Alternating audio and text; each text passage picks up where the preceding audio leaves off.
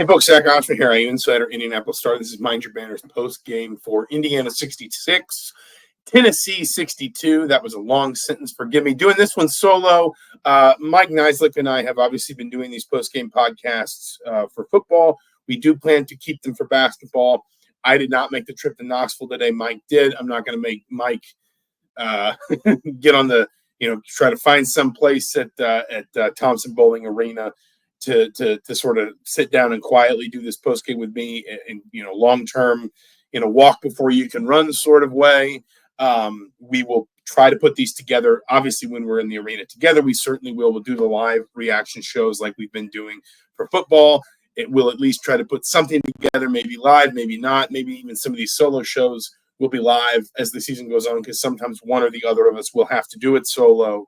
But for tonight, we figured let's just keep this simple. It's still the preseason. Like I said, walk before you can run. But wanted to have this Mind Your Banners reaction show for you post-game because obviously it's a meaningful result for Indiana. It's just an exhibition. I think a really good game probably for both these teams. Tennessee hosted today. Both teams are ranked in the top 20. Indiana 66, Tennessee 62. Hoosiers had to grind this one out. That's not surprising. Tennessee, this is kind of what Rick Barnes' Tennessee does to you at its best. It makes you inefficient. Indiana only shot 41.7% from the field, although it did shoot almost 52% from the floor in the second half. Indiana was 4 of 19 from three. All four of those threes, Indiana was 0 of 11 in the first half from behind the three-point line, 4 of 8 in the second half, so obviously improved there. But, this is what Tennessee does to you. Indiana was only 10 of 23 on layups, only 18 fast break points, only average 0.943 points per possession, 18.6% turnover rate. That's not great either. But to grind through that, essentially, I think is probably the overarching takeaway that's really good for Indiana in this game. And we'll talk about some player-by-player reactions in a minute. But I think the biggest thing here is, the Tennessee crowd made it an atmosphere, probably not the most intimidating it'll ever be in that arena, but it made it a meaningful atmosphere, a meaningful road test for IU in a preseason setting. And Indiana really powered through. I think,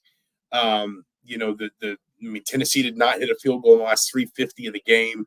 Indiana was very good defensively. Obviously, time will tell kind of where Tennessee is offensively. They're trying to replace Dalton Connect, who is going to be such a big piece of their offense that even if that offense does get better as the season goes on, you would imagine it's probably not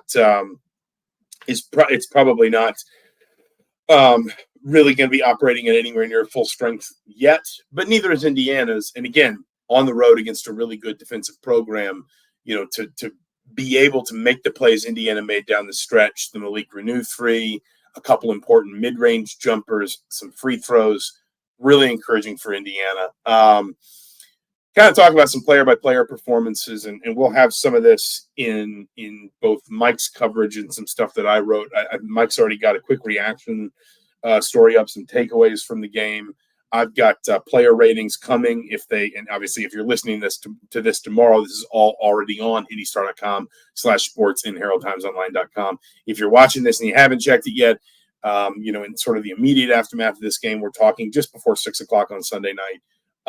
Go looking for that stuff because it should already be out there. And there will be some other bits and pieces coming both tonight, Sunday night, and then on into early next week. Miles Rice, a really good debut for Indiana, 20 points, 7 of 14, missed all 3 of his three-point attempts. Obviously, Indiana will want that to improve.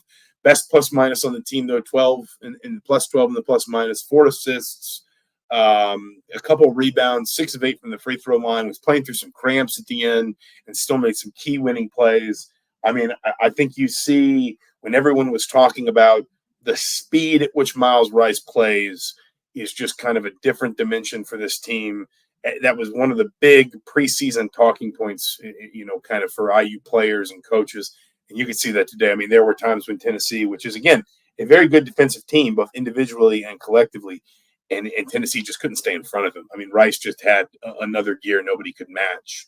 Malik Renew looked incredibly comfortable.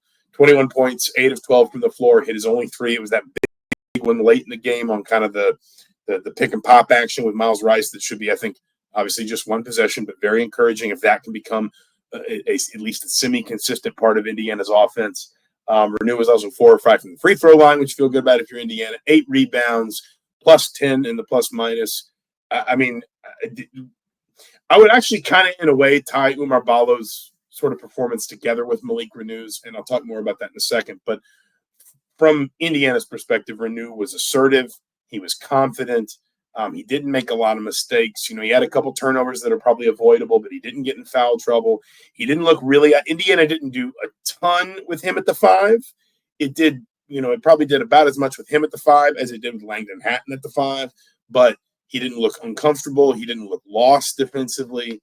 And he – I think more than anything, he really grew into the game as it went on. He outscored every other player on – the floor in the second half. His 14 points were the most for any player in the second half, and that was on 5 of 7 shooting. He made all 3 of his free throws. His only 3 came in the second half. Played 31 minutes. I mean, it was he looked really comfortable. I think he looked really good with the guards that he was playing with, that suddenly there were players whose quickness and creativity and movement were opening things up for him, sort of going outside toward the rim, which Renew is really good at. He's good posted up, but he's also very good when you can kind of get him moving toward the rim with the ball. And then the other thing I would say is Oumar Ballo, and I'm not going to go like just absolutely player by player on these reactions, but Oumar Ballo only had 6 points. He was only 3 of 8 from the floor. There were times where, frankly, he looked maybe a little bit sloppy offensively, fumbled the ball a little bit too much. He felt like maybe his footwork wasn't great. I was a little surprised at, in some cases where he was losing the physical battle with Felix Okpara, who obviously Indiana fans will know from his time at Ohio State. But the flip side is Ballo's got 11 rebounds and a block in this game. And it's sort of, a year ago, we talked so much about the importance of Indiana's 2 big lineups, in no small part because Indiana's 2 best offensive options were usually its 2 bigs. And that meant that everything the ball had to find one or both of them on just about every possession they were on the floor together, because that was where Indiana's offense was. And a game like this, I think, is a reminder. I helped Adam Jardy from the Columbus Dispatch kind of curate the Big Ten preseason media poll. And I understood why a lot of people voted Oumar Ballo as potentially his preseason transfer of the year. He even got a couple votes as preseason player of the year. Thing is, Indiana doesn't need Oumar Ballo to be dominant. Indiana's got more offense in terms of like individual players that can create and score. This Indiana team probably has more offense on the floor at any given time than any team Mike Woodson's ever had, or at least the potential for it. Listen, it's one game. Let's not overreact, but at very least the potential for it, in the sense that Rice can get you a bucket. Mackenzie Mbako, really came alive in that second half, showed you he can get you a bucket. Kanan Carlisle was quiet today. It felt like he was hunting his offense and never really found it. But, his history as last year at Stanford tells you that it will come at times, at least, probably more consistently than it did today. And we know what Malik Renew is capable of. I thought he looked even better today against high-major competition than he did at times last season. And so my point here is there are going to be games where it's okay for Oumar Ballo to have 6 points, because if he's protecting the rim, if he's contesting shots, Indiana, if you want to look at the paint points, Indiana outscored Tennessee 32-20 in the paint.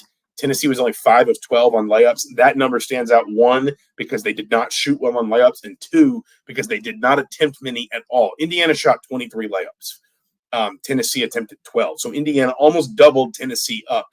It's shots around the rim, not counting dunks. Indiana's 3 or 4 on dunks. Tennessee made its only dunk. But the point is, Tennessee didn't even want to go to the rim. And the primary reason it didn't was Oumar Ballo. And what I'm trying to say here is there are going to be nights where, for whatever reason, whether it's the matchup or foul trouble or injuries or whatever, or just what the defense is giving him, that Indiana needs Oumar Ballo to be more efficient and more dominant around the rim, particularly offensively. But there are also, I suspect, watching this team and sort of getting a feel for the complexion of this team, going to be nights when Indiana really doesn't need Oumar Ballo to be that much of an offensive presence, because it's going to be able to get its points from somewhere else, from Kanan Carlisle's shooting or Mackenzie Mbako's, sort of versatile game, from Malik Renew, obviously, whose scoring bona fides have kind of been proven at this point, from Miles Rice, who I thought that was as encouraging of a debut as you probably, even a preseason debut, as you could probably have hoped for if you were Indiana, given everything you hoped Miles Rice can be for your team. There are going to be nights where it's okay for Oumar Ballo to just be a rim running presence offensively and a dominant interior presence defensively. All 11 of his rebounds, which were game high, come on the defensive end of the floor. Again, it felt like just, anecdotally, but watching the game, Tennessee had no interest in going to the rim or around the rim when Ballo was in the game. And then at the other end of the floor, he was enough of a presence that even when Indiana was playing those two big lineups, Renew had a lot more room to operate. Tennessee had to respect a little bit more perimeter game, even if Indiana kind of struggled to shoot the three at times, particularly in the first half, when they went 0 of 11. But also because Ballo just commands so much space. You see this sometimes in the NBA. Bigs don't always have to go for 22 and 12 to have a good game. Sometimes what you need from your big man is just to be a dominant defensive presence, an impactful rim presence, and open some things up for teammates. Be the reason your team is so good, not just defending, but closing out defensive possessions with rebounds, and then take what the defense gives you at the other end of the floor. I thought Ballo could have been better tonight. I suspect Mike Woodson would feel the same thing or feel the same way. But I also think I think there may be more nights this season than people would have thought, 3-4 months ago, where we get to the end of a game like this and Oumar Ballo has a stat line like this: 6 points, 11 rebounds, 2 fouls, 3 turnovers, a block, and 2 steals. And we actually say that was still pretty useful for Indiana because they didn't need him to be an offensive focal point. They needed him to be a focal point somewhere else, which was defensively and rebounding the ball, and let the game come to other players to get the scoring done. And I think the last thing you would say, just talking about Mackenzie Mbako, all 12 of his points came in the second half. He was 5 of 11 from the floor, but he was 5 of 7 from the floor in the second half. He hit a couple threes in the second half. A couple of rebounds in the second half as well. I think that was all his rebounds. He was definitely a little bit more switched on in the second half, I would say, also defensively.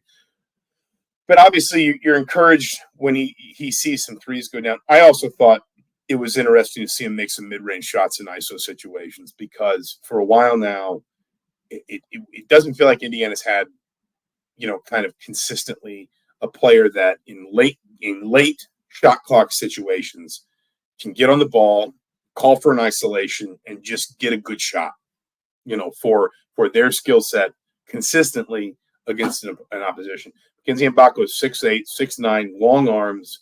If you get into late clock situations, there are going to be times where, at least based on some of what we've seen from his mid-range at the end of last season and then carrying into a game like this, where you do wonder if Indiana is probably going to be able to look at Mackenzie Mbako and just sort of give him the ball, clear out for an isolation, and just let him go look for a mid-range game, thinking about somebody like Johnny Davis, thinking about somebody, in the recent past in the Big Ten. It's not a perfect comparison. Keegan Murray was much more of a three-point shooter, but someone like that when all else breaks down can get on the ball and can, because of both his shooting ability and also his size, it's going to be hard to guard in isolation a 6'8" player that can rise and shoot from the mid-range, because you've either got to put somebody on him that's big but slower than he is, and therefore you're risking a foul, and obviously Mbago statistically is a very good free throw shooter, or you're going to put somebody smaller on him and hope that they can contest adequately even if they're giving up size. So I think it's just that's one of those just sort of file it away in a drawer. Is that something that Indiana's kind of got in its pocket offensively this season?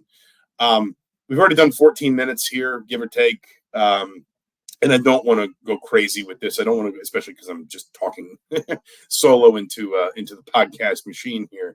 But I think the last thing you would say is it is a good day for Indiana. This was, Mike Woodson, I suspect. Dre Galloway didn't play. Bryson Tucker didn't play. Ja'Kai Newton didn't play. The question was that all three of those were kind of injury related and more precautionary than anything else. So that that Indiana is not at full strength, and some of your rotations are going to be affected by that. And, some of the sort of the bench decisions that we saw are going to be affected by that. But I suspect Mike Woodson will have left this game really pleased with everything his team got out of it. They went on the road. like I said, Thompson Bowling was, if it wasn't sold out, it was pretty full. It was pretty loud. Everyone understood that there was nothing at stake. There was no concern if Indiana or Tennessee, either one, lost the game, but it was still competitive. It got a little chippy on the floor, nothing bad, but just, it was clear it meant something to both sides. And Indiana had to fight its way through on the road in a decently tough environment to get a result. I suspect Mike Woodson is going to feel like this trip was very much worth the effort. And I think he should, because I think, this is not me saying Indiana should be revised clear Big Ten favorite or put them in the top 5 in the country or anything like that. But I think Indiana has every right to be encouraged by a lot of elements of this performance. So Indiana 66, Tennessee 62. Hoosiers will come back home and play the second of their 2 preseason games at home against Marion on Friday night. We will podcast at some point midweek, probably wrap up some of this, and also obviously talk about the Washington win in football. Look ahead to the Michigan State game, a really big one. We'll see where Curtis Rourke is this week, whether Kurt Cignetti has any update on at noon Monday when we talk to him for his weekly press conference. For now, for the Indianapolis Star, I'm Zach Osterman. This has been my Your Banners Postgame. Thank you so much for listening. We'll talk to you soon.